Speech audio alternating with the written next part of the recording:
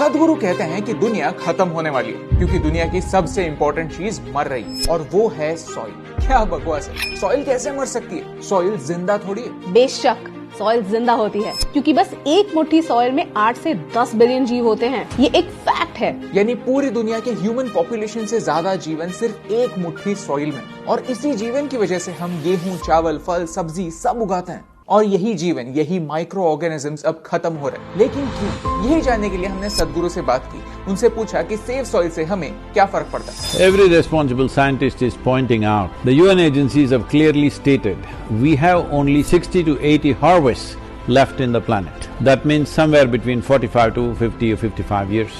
After that, we don't have the ability to grow food on the land because there is no nutrient in the soil. 27,000 species of microbes are going extinct per year. If it goes at this rate, in about 30 to 40 years, we will reach a point where we cannot grow food, and if we try to regenerate the soil at that time, it will take 150 to 200 years. That means death.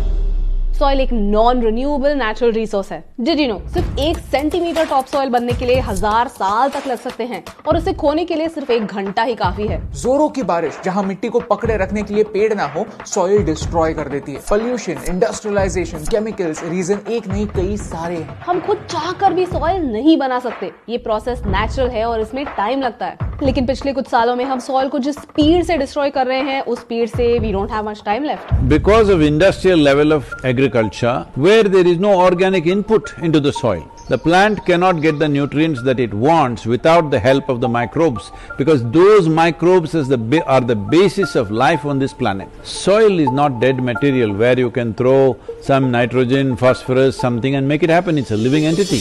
Interstellar movie आपने देखी होगी, वहां भी कुछ ऐसे ही problem को predict किया है, जहां हम एज ह्यूमंस इस मिट्टी को इतना डिस्ट्रॉय कर देते हैं कि कौन छोड़कर कुछ भी उगा ही नहीं पाते। यूएन कहता है कि हम हर 5 सेकंड्स में एक फुटबॉल के मैदान जितनी सॉइल डिस्ट्रॉय कर रहे हैं। इंडस्ट्रियल फार्मिंग, एक हद से ज्यादा केमिकल्स का इस्तेमाल, पोल्यूशन, वन बाय वन हम उसी चीज को मार रहे हैं जो हमें जीने का मौका देती है। पहले के जमाने में हम क्रॉप रोटेशन करते थे, जिससे सॉइल को रिकवर होने का मौका मिलता था, क्योंकि किसान स्मार्टली अपने क्रॉप सिलेक्ट करते थे।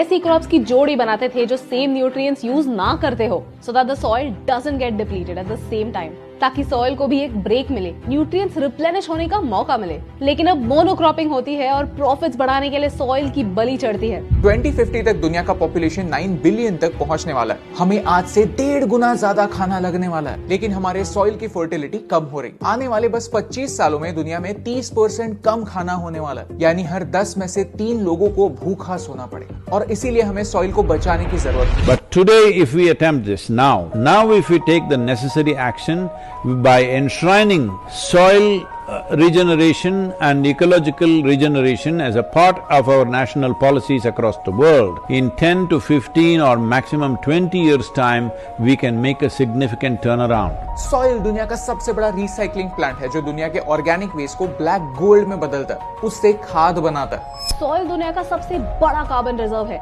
यानी ग्लोबल वार्मिंग रोकने के लिए सॉइल बहुत इंपॉर्टेंट है।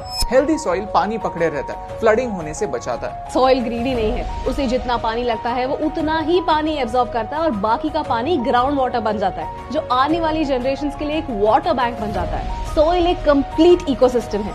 So I am 65 years of age and now I am riding 30,000 kilometers from London to Kaveri Basin. You know, 30,000 kilometers is not a joyride, but I am doing this because I want people to understand it's that urgent. लेकिन उससे क्या फर्क पड़ता है? इस सफर में सदगुरु दुनिया के उन तमाम इम्पोर्टेंट लीडर से मिलेंगे और उन्हें सॉइल का इम्पोर्टेंस समझाएंगे ताकि पॉलिसी लेवल पर चेंजेस आ सकें। People are saying, oh, why should you do this? I'm saying, why would you not do it? I'm asking. तो सदगुरु आपसे क्या चाहते हैं कि आप सॉइल के बारे में बात करें। #SaveSoil के साथ सॉइल के बारे में एक फैक्ट शेयर करें। From March 21st for 100 days, everybody should talk about soil for 100 days.